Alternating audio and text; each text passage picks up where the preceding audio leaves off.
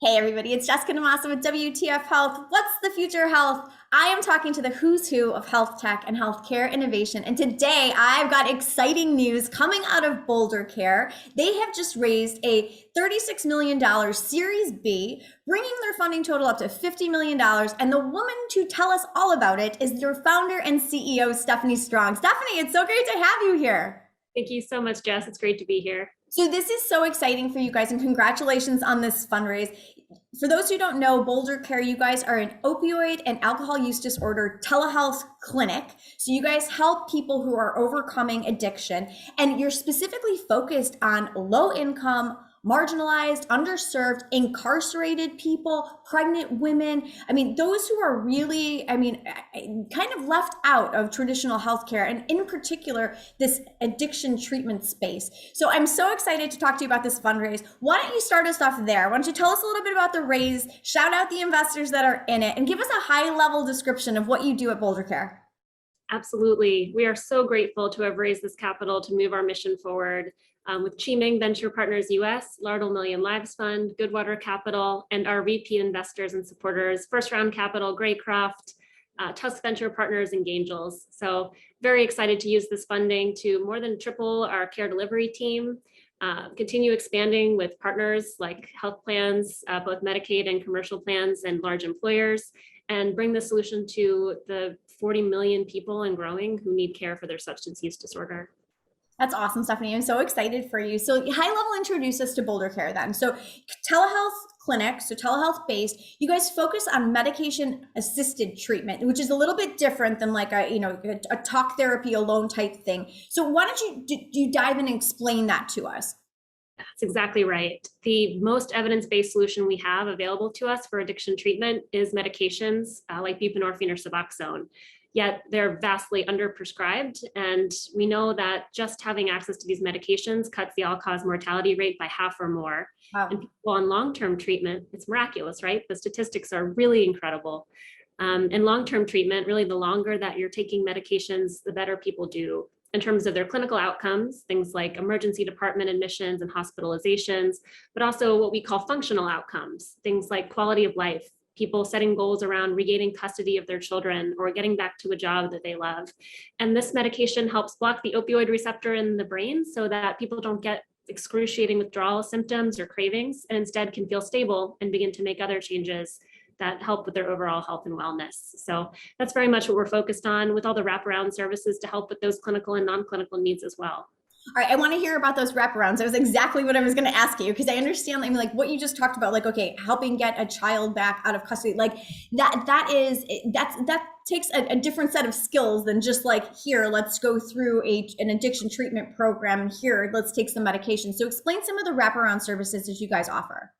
That's exactly right. We think this medication is critical, but it's not always sufficient. And we want to be there for people who are engaging with us for months or even years for any needs that arise that we can help support. So we've got dedicated teams that are multidisciplinary and working together toward that end. Clinicians who can prescribe medications with expertise. They're focused on both medical and behavioral health.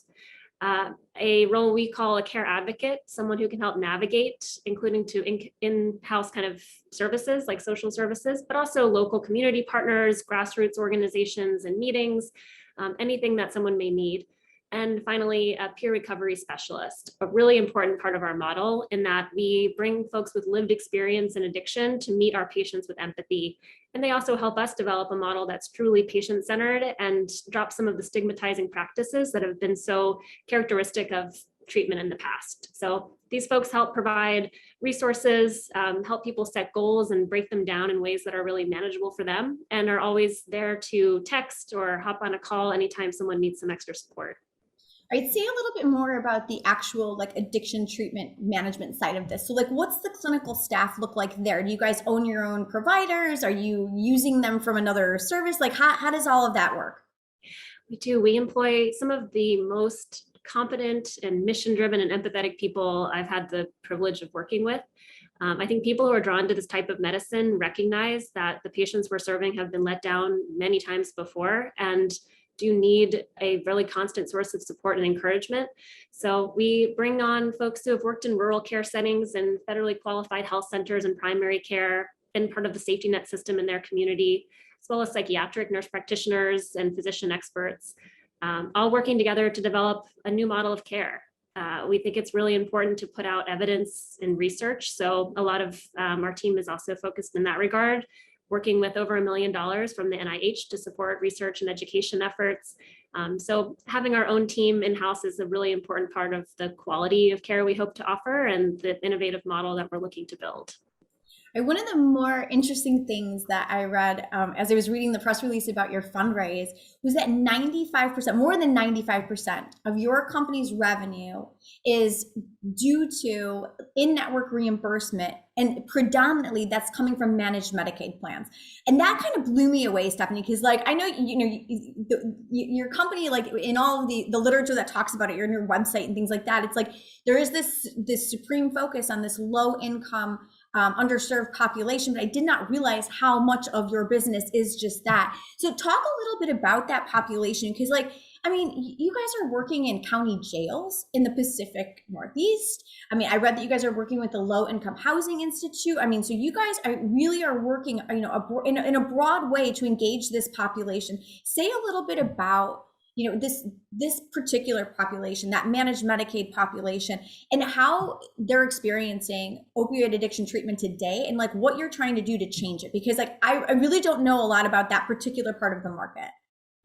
Well, I think that's just a sign, given how plugged in you are to digital health, of how early some of our efforts are in innovating in Medicaid. There's some, I think, skepticism and maybe misconceptions about the use of technology in folks who are low income or rural Americans, those who are older.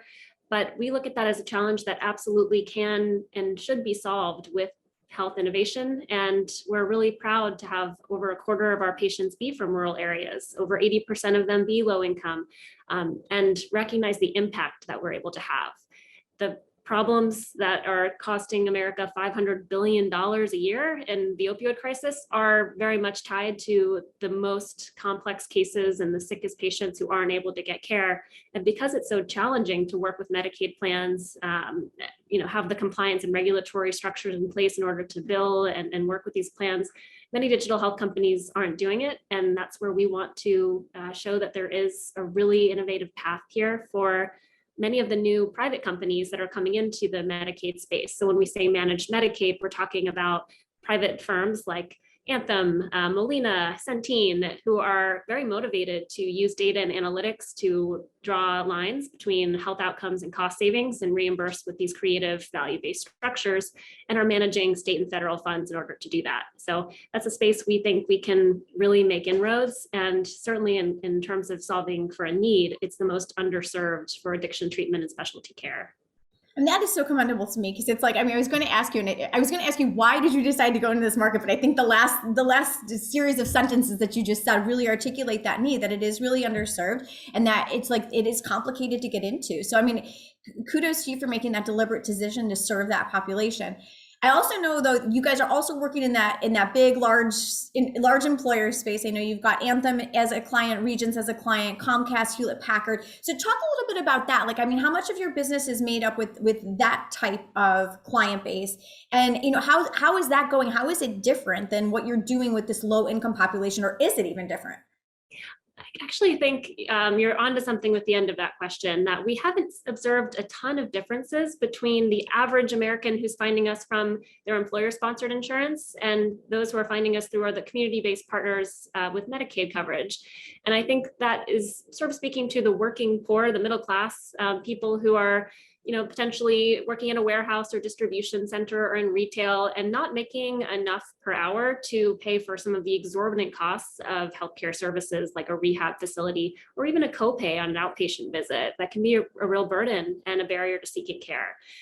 When we know that payers win when people with untreated opioid use disorder get treatment. In fact, those patients are 550% more expensive to the health plan when untreated. So it's our mission and goal to help quantify that for health plans, so they recognize that by paying preventatively for these services and helping people stay in long-term treatment, ultimately they could save $25,000 to $30,000 per patient per year. That's incredible. So, I mean, okay, so what is your model like then? Because your members are mostly not paying anything out of pocket, so Right. that they can't get the treatment that they need. There is this incentive for health plans to be involved to obviously save those dollars down the road. But so how do you guys make your money? Are you guys in, like, is it like a fee for service kind of thing, or is it more of a value-based care design? Like, talk to me about your revenue model. Partner with now dozens of health plans, and really we work with them however is most comfortable for kind of where they are as a plan and what their goals are. So that may be very different for a regional Medicaid plan than for a large blue with customers across the US and several employer accounts. But generally, we are always moving toward more of a value-based structure, recognizing that fee-for-service has done a disservice to this space by even more so than potentially other healthcare, incentivizing pretty perverse outcomes. So there are a number of restrictions on prescribing for buprenorphine treatment. One of them limits the number of patients any provider can see at one time, which means if you're running a small clinic and you're kind of full on capacity, your revenue incentive is to bring in patients who are coming to lots of visits and getting lots of urine drug tests and driving high utilization, and discharging folks from care who are maybe doing a bit better or have so many barriers in their life that they aren't able to make those constant demands. So that's resulted in a lot of people not getting care or staying in it. And what we can do with health plans is bundle our services together under alternative payment models that reimburse for great outcomes and retention in care rather than utilization of things that have a billing code attached to them but aren't linking, to great outcomes. So generally, we are getting more than half of our revenue from these alternative payment arrangements, and more developing these partnerships with plans to get into value-based care and risk sharing. So we expect that as we're getting more sophisticated with our ability to show and kind of demonstrate those outcomes, health plans are also getting more and more receptive to contracting in these alternative models. So it's a really great time to be building in this space. Good. I like to hear that from you. I like to hear about that trend starting to take greater hold. I'm a big value-based care fan myself. I want to hear a little bit about, from a scaling standpoint, Boulder Care. Let's talk about this. Let's talk about the future for a second here. I've gotten into this conversation plenty of times with my colleague Matthew Holt, who we have to shout out here for connecting us. But I do want to ask you a question that we always get into this debate. Something like you guys, like where you guys are so singularly focused on opioid and alcohol use disorder, as you scale, like, is the future of your business to become part of like a bigger mental health offering that's much more general, or are you going to continue to be a standalone clinic? And I mean, you can see examples of this outside of health tech, right? I mean, especially in this space, you have your standalone treatment facilities, or you have, a hospital that provides a general, swath of services. For you, when you think about the future of your business today, as you just announced the Series B fundraise, do you have in your head kind of a direction that you're headed as far as where this ultimately goes? It's a really important question, and one that our team rivets on, because we ultimately want to help make healthcare better at the macro level, not just succeed internally, but to help contribute to the broader system and that systems level change that I think we all desperately want as entrepreneurs. And in the near term, we don't want to build a silo or contribute to the problem of fragmentation. So part of our model is to partner very intentionally across the continuum of care with other digital providers and with network in-person services. So hospital systems, EDs, you mentioned our work in the Oregon justice system with people who are incarcerated, bridging all of these gaps for the better, more continuous journey for a patient. But long-term, that's also setting us up to be building these ecosystems and anchoring into communities in, I think, a pretty impactful way. We're also building these relationships with patients who have lost trust in the healthcare system, aren't accessing care at all, and have so many needs, both in primary care, women's reproductive health, other related conditions like hepatitis C or HIV from shared needle use. So when we actually are building trust with those folks and getting them into care for the first time and keeping them in care as we do for 12 months or longer, we have so many opportunities to help with other healthcare needs. And we'd like to continue to be the home where people are seeking care for low-income Americans who don't have a safety net. So broadening our offering, as we've already done today, by adding additional services, and for potentially really being a standalone company, but one that is incredibly comprehensive and collaborative. Okay, fair enough. Good answer. Good answer. I would have said that regardless of the answer, Stephanie. You know that, right? Okay, I have to ask about some recent news. Bicycle Health just announced $50 million raise. That means they've raised about 80 million total. They are in a very similar space as you guys. Opioid use disorder, medication assisted treatment, first kind of focus, same thing. There are others in this space as well. We talked about Ophelia, you and I, before we started rolling here. I mean, so how do you guys see yourself as stand apart from these other companies that are doing the same thing? And I have a second part to that question too, and you may want to answer that first. Like, help us understand, those of us who may not understand specifically within mental health or telemental health, this opioid use disorder treatment space, just how big is it that there needs to be multiple different flavors of this and multiple different companies doing this? Is there room for all of you? Yes. Unfortunately, it is a huge market. It is under counted. So we know that at least 40 million people have substance use disorder, but that 9 in 10 don't seek treatment. And coming out of COVID, experts think these numbers have doubled. And so we can't possibly grow fast enough. None of us can, to meet this need. And we're really supportive of all of our peers who are providing evidence-based care and helping to address this problem. I do think, Boulder has a number of things that we look to our team as differentiators and kind of paving our way. One of them is, as we've discussed, our ability to work with health plans. We think it's really important, particularly for those who can't afford care out of pocket, that we have coverage with their health plan, being able to develop dozens of relationships and move state by state with greater than 80% coverage in all of our markets with both commercial and Medicaid plans, and largely under alternative payment arrangements. These relationships take time to build and take really high quality outcomes in order to move forward. And we've had 100% customer retention year over year since inception. So we are serving a specific part of the population, a large and growing one. We're adding services for things like special programs for women who are pregnant, for those who are incarcerated in the justice system. More and more areas for us to grow and expand alongside other peers who are working and tackling different parts of the country or different subpopulations. And when we were starting out in 2017, it was really difficult to attract venture funding to this space, particularly for Medicaid and B2B to C models. So the fact that now there are a few competitors or really peers and allies who are raising money and growing, we look to that as kind of a sign that this is finally becoming an established category and it's going to start changing the trajectory of this problem in our country. Absolutely. I feel the same way about that. I was like, I saw that news and I was like, somebody might look at that and be like, oh, this just totally stole Boulder Care's thunder. And I'm like, I don't see it as like a thunder that is stealing. I feel like it's another bolt of lightning has struck, and it's just more in this storm of funding that's helping support this space, which I think is really important. I want to ask one other quick thing about scaling, and this is something new that I was just like, I'm starting to ask a lot of the telehealth based companies that I talk to. Future of telehealth is kind of up in the air right now. A lot of issues facing it. So I wanted to ask you two pieces of this, because I think you guys might be impacted. I'd love to hear your thoughts on the virtual prescribing piece of this. I mean, we've seen some companies get into some trouble recently doing this, and there's an anticipated blowback from that. And so are you guys at all concerned about that, and as far as being a company that does online prescribing and medication management?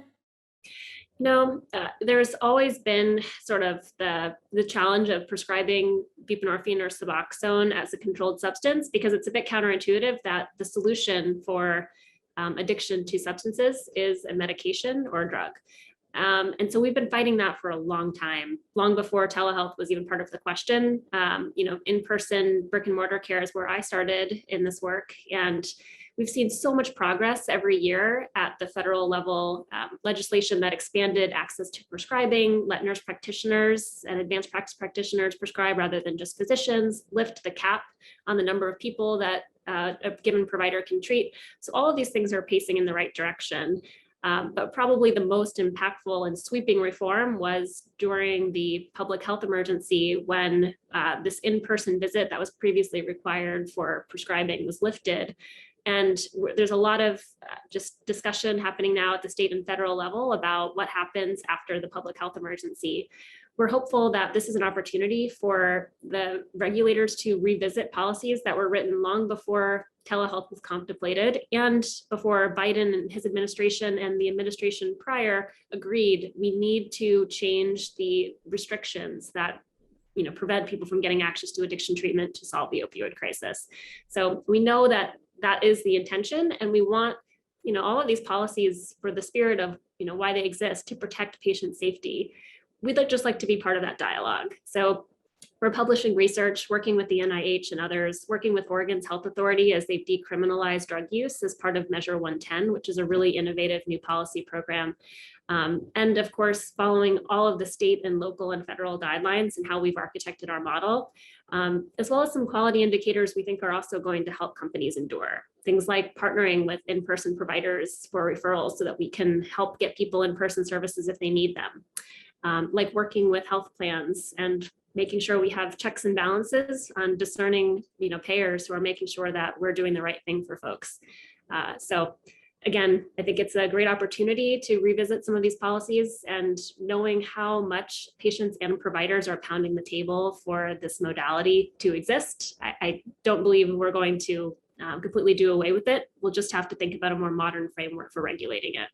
The other piece of this is that state licensure restriction that was lifted as well as part of the public health emergency. Concerns on that, because I can't imagine, and again, like learning about your space as we're talking, that there are a lot of addiction management professionals like scattered throughout the country. And so, I mean, this is one of those like classic, to borrow the phraseology from Russ Glass from Headspace Health, it's like the supply demand issue of mental health. There's just a limited supply of providers. State licensure, any concerns? I mean, that's something that from what I'm hearing on the street, most likely is going to get put back in place. Plans around that? Just agreeing with you that it likely will be put back in place, and knowing that every state has their own systems for regulating providers. We do get all of our clinicians licensed in every state that they'll be seeing patients, and have not taken advantage of the COVID waivers in that regard. But it is a pain point. Yeah. Especially for a discipline like addiction medicine, where providers have a federal waiver called the XDEA on top of all of their other medical licensure that regulates how they can prescribe medications. And fewer than 5% of all clinicians in the US have this certification. 90% of them are not prescribing for any patients after 6 months because of all of the burdens and barriers that we put on community-based clinicians trying to treat addiction. So there's scarcity, but there are problems that we can solve by being a better place for these clinicians to work, to feel really well supported, and to take care of all of that back office work so that they can just focus on building relationships. All right, what's ahead for you guys real quick? Boulder Care, just close that Series B. I think you've trickled little pieces of it throughout this conversation, Stephanie, but in addition to increasing the clinical staff, adding more wraparound services, those special programs I think you had mentioned for the incarcerated and the pregnant women, what else is coming ahead for us that we can look out for? We're grateful to be building, I think, one of the best teams in healthcare. We expect to grow into a national provider and continue doing so with leading outcomes. So the fact that 90% of patients are in our care after a month and 70% after 12 months is more than triple the industry average. We are just going to continue on those North Star metrics, focusing on quality. And in doing so, that helps us build deeper relationships with health plans, with community organizations and referral partners in our markets who trust us to send patients for care. And just becoming a leading and trusted name in treatment for substance use disorder for the people who need it most. All right, go get them, Stephanie. We're supporting you from over here. Thank you so much for stopping by. Congratulations again on the Series B raise. It sounds like you're going to do great work with that funding, and I mean, you're already doing great work, but thank you again for stopping by and sharing the news with us. Excited to talk to you. Thank you, Jess. Likewise. All right, we will keep our eye on you, Stephanie Strong, CEO of Boulder Care. And to find out more about what she's up to, you're going to have to subscribe to the YouTube channel so that you never miss a conversation with the who's who of health tech as they are changing the way that we do healthcare. You can find it over there at youtube.com/WTF Health. I'm Jessica DeMassa. Thanks again, Stephanie Strong. Good to talk with you. Thank you. Take care. You too.